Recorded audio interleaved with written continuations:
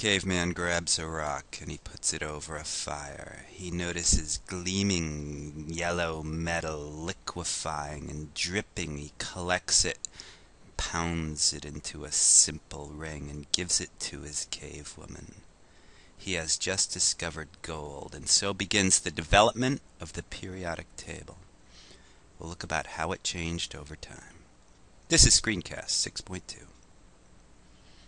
Okay, let's begin in caveman days, whenever those were. For some reason I wrote 9000 BC.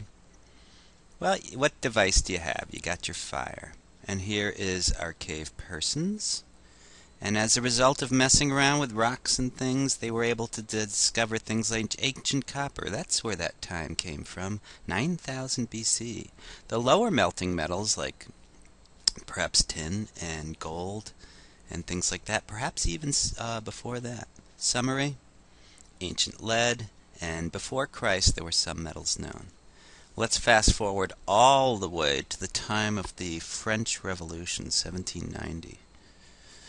One man in particular, Antoine Lavoisier, had a quantitative instrument known as a double pan balance. And there he is.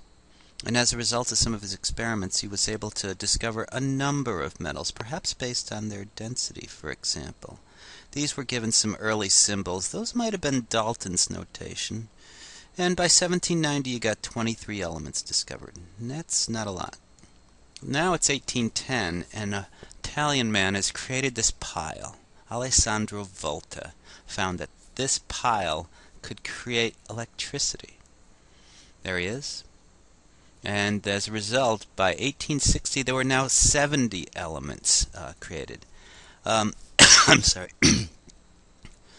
A battery will tend to oxidize one substance and reduce the other. The reduced substances can be oftentimes very, very pure and in their elemental form. Copper oxide can be reduced to pure gleaming copper, for example. So, 70 elements by 1860. Now it's after the Civil War. And this music here was Newland's law of octaves. He started to see a pattern. There he is, John Newlands. He noticed patterns of 8. Every time they differed in a molecular weight of 8, they tend to have similar properties. He was really onto something. However, it's more than just 8. And Mendeleev took a more general approach and found that sometimes it's 2 or 8 or 18 in terms of the pattern.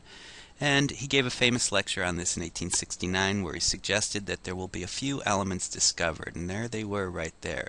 He could predict their properties based on the fact that he lined them up by columns, knowing that each one of those columns was similar.